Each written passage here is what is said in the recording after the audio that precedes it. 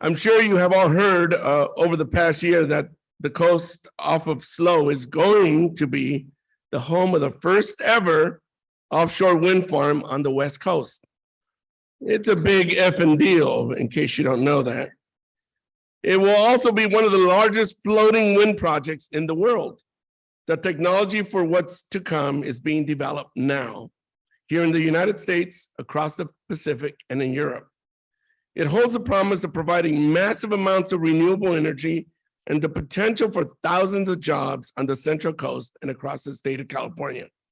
Along with many of you, I have been working on this future renewable energy opportunity for a few years to secure specific space in our ocean for the Morro Bay wind energy area. Helping the Bureau of Ocean Energy Management, also known as BOEM, the state and the Department of Defense resolve national defense conflicts and define the best locations for harvesting the wind off our coast. Why was SLO County waters identified as prime real estate for this effort? First, we have a unique corridor of wind roughly 20 to 40 miles off our coastline that provides a consistent and powerful wind source. This wind is especially important because it is most prominent in the afternoon and early evening when energy demand goes up in California and solar power goes down. Second, the wind energy area is near to two strategic transmission lines on the coast that connect to the statewide grid, the shuttered Morro Bay plant and the Diablo Canyon power plant, which we all know there's some fluidity with that. But still, if temporary is within that effort, which I believe it is, we're still online.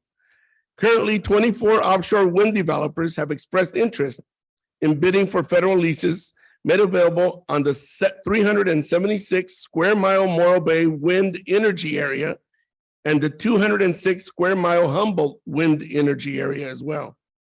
There are a total of 5 leases available, 3 in Morro Bay and 2 in Humboldt.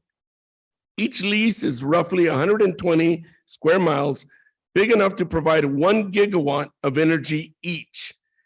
If fully built out, the Morro Bay site could generate up to 5 gigawatts of power, more than twice the amount produced by Diablo Canyon nuclear power plant. Where are we now? Is awaiting a decision from BOEM to define the parameters of the sale notices and offer the leases for auction. I am informed that final sales notices will be issued around October. 30 days after the sale notices is announced, the auction will begin. The auction is expected to be closed sometime in the beginning of 2023, followed by the awarding of the leases shortly thereafter. The bids for each lease are weighted on the dollar amount submitted, along with the specific criteria that gives credit for commitments to community benefit agreements for ocean users and workforce training.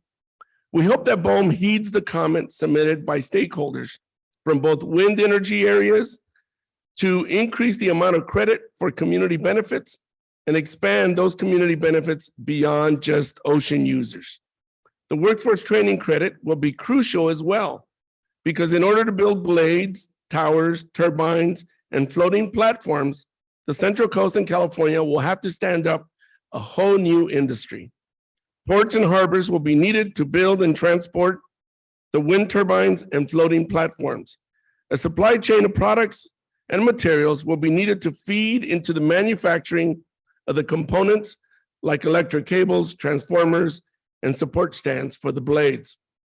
And if I haven't gotten too far into the weeds, we will need to build ships, specialized ships, to install and maintain the wind turbines. After the auction and leases are awarded, BOEM, the state, and companies who win the bids will have to conduct a site assessment for the best locations within the leases. That process could take up to 5 years. After that will come a construction and operations plan, which will be subject to extensive environmental review, expecting to take up to 3 more years.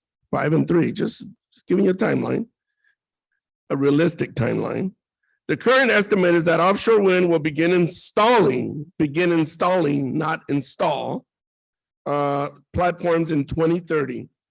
Though there are efforts underway to streamline the permitting process to expedite installation.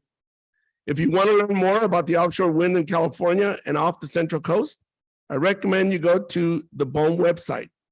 And of course, all this is predicated on making sure that whatever happens now in the state of California regarding Diablo Canyon and the extension has some kind of nexus and coalescing timeline to our efforts that we're working on locally on wind energy. Thank you all for the opportunity to give you this quick update. And again, if I had more time, I would have spoken effusively about Jim D'Antona.